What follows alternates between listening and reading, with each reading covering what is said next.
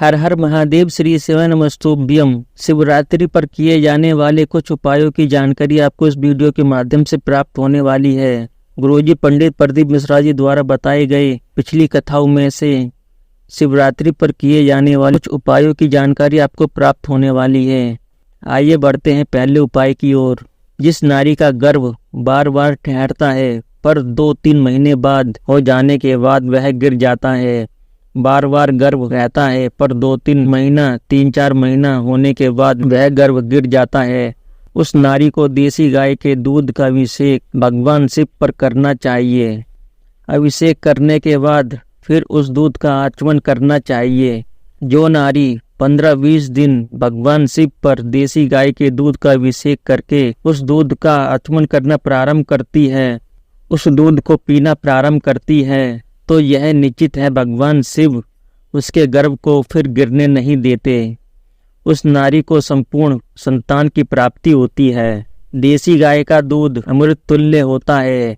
गुरुजी पंडित प्रदीप मिश्रा जी कहते हैं, यह कोई जरूरी नहीं है कि आप देसी गाय का दूध 1 लोटा या 1 गिलास भरकर भगवान शिव पर समर्पित करें, बल्कि शिव महापुराण की कथा कहती है देसी गाय का दूध आधा चम्मच मात्र अगर 2 बूंद भी किसी जल में मिल जाता है तो वह जल भी अमृत तुल्य हो जाता है। तो बस आपको इस बात का विशेष ध्यान रखना है कि चाहे आपको 1 चम्मच, आधा चम्मच, चाहे 2 बूंद ही देसी गाय का दूध मिले, बस वह देसी गाय का दूध ही होना चाहिए। बढ़ते हैं शिवरात्रि पर किए जाने वाले दूसरे उपाय की ओर। हर महीने शिवरात्रि आती है, प्रत्येक महीने शिवरात्रि पड़ती है और प्रत्येक महीने की शिवरात्रि पर अगर आप एक नियम बना लें, जो व्यक्ति बहुत गरीब है, जिसके घर में धन नहीं टिकता है, जिसके पास खुद का मकान नहीं है, प्रॉपर्टी नहीं है, ऐसे व्यक्तियों को जो अपना खुद का मकान लेना चाहते हैं, प्रॉपर्टी लेना चाहते हैं, धन कमाना चाहते हैं, लक्ष्मी प्राप्त करना चाहते हैं, ठेली चलाते हैं, नौकरी नहीं है, हर महीने पड़ने वाली शिवरात्रि पर बस एक नियम बना लें।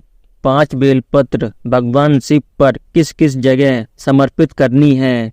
यह एक ऐसा नियम है जो आपके जीवन में आने वाले सभी कष्टों को दूर करेगा, आपका मकान बनाएगा, धन संपत्ति बनाएगा, लक्ष्मी प्राप्त करवाएगा। अगर आप भगवान शिव पर 5 बेलपत्र 1 वर्ष लगातार चढ़ाने का नियम बनाएं, तो मित्रों आपको करना क्या है, आपको सबसे पहले 5 बेलपत्र चाहिए। यह 5 बेलपत्र कहीं से कटी फटी नहीं होनी चाहिए, साफ सुथरी स्वच्छ होनी चाहिए। आप जो भी पूजा की सामग्री भगवान शिव के मंदिर में ले जाना चाहें वह भी ले जा सकते हैं।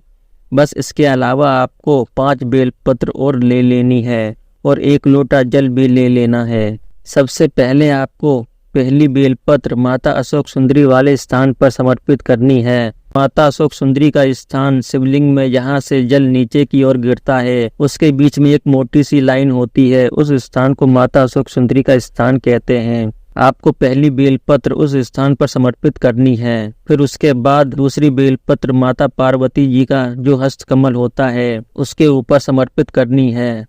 इस बेलपत्र को आपको इस प्रकार समर्पित करनी है, बेलपत्र की दोनों पत्तियों के बीच में शिवलिंग स्पर्श हो। फिर उसके बाद तीसरी बेलपत्र आपको भगवान शिव के शिवलिंग पर समर्पित करनी है। बेलपत्र की डंडी का मुख जहाँ से आप बैठकर बेलपत्र समर्पित कर रहे हैं आपके विपरीत दिशा की ओर होनी चाहिए।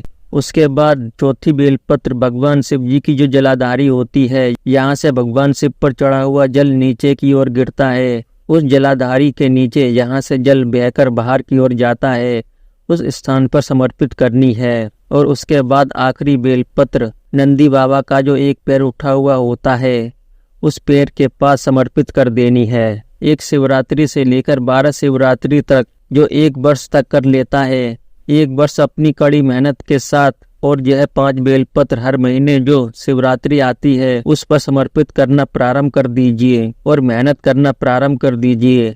आपको अपने कर्म का फल मिलेगा। हर हर महादेव, श्री शिवानमस्तुभ्यम।